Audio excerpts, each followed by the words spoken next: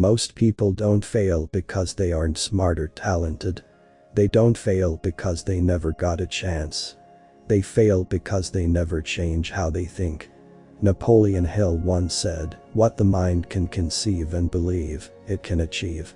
But if our thoughts truly shape our reality, then we must ask a scary question: why do so many people stay stuck for years? Or even for their whole lives? Why do dreams lose their color and start to feel like old photographs? Why do goals feel heavy, like a burden to carry, instead of exciting like a place to visit? Why do people keep waiting? Waiting for the right time. Waiting for the right sign. Waiting for someone to save them or notice them. Yet nothing ever changes. The story you are about to read is the answer. It is a mirror. And if you truly listen, you may never look at your own life the same way again. In a crowded, noisy railway station, there was a beggar. He had been there so long he had even forgotten his own name. To the rushing people and to himself, he was just there. Every day was exactly the same. He would wake up on the hard, cold platform floor before the sun rose. He had no bed, no blanket. There was only the rough concrete and a layer of dust that covered everything, even his hope. He sat in the same spot every single day, between a rusty trash bin and an old, faded poster showing a beautiful beach. He didn't choose it because it was a good spot. He chose it because it was familiar. The station was always moving. Trains roared in and out. Doors opened with a hiss. Crowds of people poured out like water, always rushing, always going somewhere. People walked fast, staring at their phones or straight ahead. They carried bags, and with them, they carried their own dreams and worries. They talked to people who weren't there. They checked their watches, always feeling late. They were chasing a life. And in the middle of all this motion, he sat completely still. His hand would lift, a quiet automatic movement. Some people would drop a coin without slowing down, a quick payment to feel less guilty. Others would change their path to avoid looking at him, as if his bad luck might rub off on them. Most people never really saw him. To them, he wasn't a man. He was part of the station, like a bench or a pillar. He wasn't living. He was just surviving, day by day, watching his own spirit slowly disappear. Then, on a day that seemed no different from any other, a man walked onto the platform. The beggar saw him right away. With a weak, habit-like hope, the beggar stretched out his dirty hand. But what happened next broke the script. The man didn't reach for his wallet. He didn't look past him. He stopped. He looked right into the beggar's eyes. His look wasn't one of pity or disgust. It was a look of simple, calm curiosity. Then he asked a question. It was a question that cut through the beggar's foggy existence like a sharp knife. Do you only take things from people? Or have you ever given something to someone? The beggar froze. His hand stayed in the air, suddenly feeling silly. All the noise of the station, the train whistles, the talking, the footsteps seemed to fade away. In all his years on that floor, no one had ever talked to him like this. No one had ever spoken to him as an equal. The man listened quietly to the words and to the deep belief behind them. Then he smiled. It wasn't a mean or proud smile. It was a knowing smile, like he had seen this exact cage many times before. And then he spoke the words that would start to take that cage apart. If you believe you have nothing to give, then you have no right to ask for anything. He let the heavy truth of those words hang in the air between them. In this world, the man continued, his voice steady, nothing moves without value. That is the basic rule. When you give something, it could be help, a product, a kind word, a solution, you receive something back. But if you bring nothing to the table, if all you offer is your need, then you cannot be angry about staying hungry. With that, the man picked up his bag, gave a small nod, stepped onto the train, and was gone. The beggar stayed standing. Long after the train had disappeared, he stood there. People walked around him like a river flowing around a stone. Coins still fell near his feet, but he didn't see them. His old familiar story was broken. The man's words weren't an insult. They were a key, thrown right into his cell. They suggested a terrifying and exciting new idea.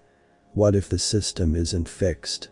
What if I am not just an empty cup waiting to be filled, but a person who can actually do something? That night, he couldn't sleep. The platform was quiet, but his mind was loud with a new voice. His old chant of "I have nothing" was now fighting with a new, foreign thought: if you want to receive, you must first give. The thought played again and again. For the first time, he wasn't questioning his bad luck.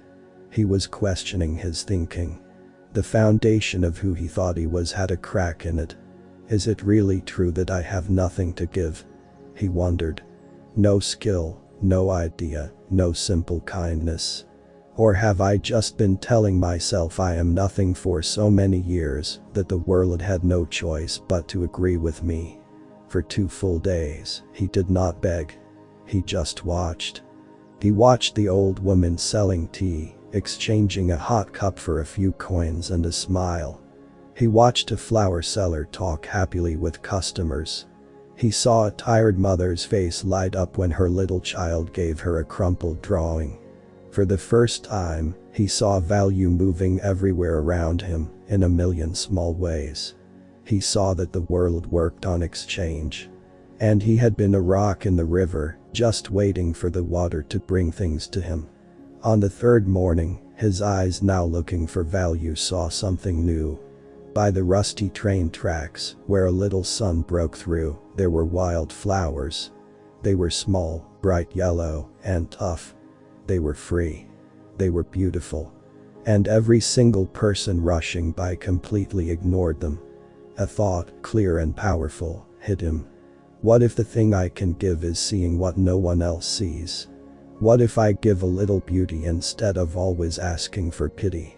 He bent down and carefully picked a small bunch. His rough hands were gentle with the delicate stems. His heart was pounding. This felt scarier than begging. Begging was passive. This was active. This was an offer. The first commuter of the day walked by. The beggar's body almost moved on its own, his hand starting to rise, empty. He forced it to stop. Instead, as the man passed, the beggar held out a single bright flower. "For you," he said softly, looking at the ground. The man stopped. He looked at the flower in surprise. Then he looked up at the beggar's face, really looking at him for the first time. A slow smile broke through the man's morning frown. He took the flower. Then, almost without thinking, he pressed a 10-rupee note into the beggar's other hand. "Thank you," the man said. That word "thank you" was like a match lighting in the dark. It wasn't just the money. It was the gratitude. It was the connection. It happened again with the next person. And the next. People were surprised. They paused. Some laughed with delight. Some smelled the flower. Some asked, "What's this for?" They all engaged with him. The relationship had completely changed. He was no longer just a hole of need. He was now a source of a small, unexpected gift. He was making a transaction. A moment of beauty for a coin. And he saw clearly. People paid much more for value than they ever paid for guilt. The realization washed over him with incredible force. People do not reward need. They reward value. Charity is unpredictable and often small. But an exchange could grow. His flowers were his first product. His real smile was his customer service. His dirty spot by the trash can had become a small stall. Weeks later, the well-dressed man returned to the platform. The beggar saw him coming. But he was not the same man. He stood up straighter. His clothes were worn, but they were clean. His eyes were clear and alert. In his hands was a fresh bunch of wild flowers. He didn't put out a begging hand. He held out the flowers. "Sir," he said, his voice strong and proud. "Today, I have something to give." The businessman took the flowers and breathed in their simple earthy smell. His smile was one of deep satisfaction. "You understand now," he said. "You are no longer a beggar, just waiting for the world to decide your fate. You are a businessman. And the very first thing you ever sold was a new idea. To yourself. Your life doesn't change by waiting for everything around you to get better. Your life changes the moment you change the lens through which you see everything."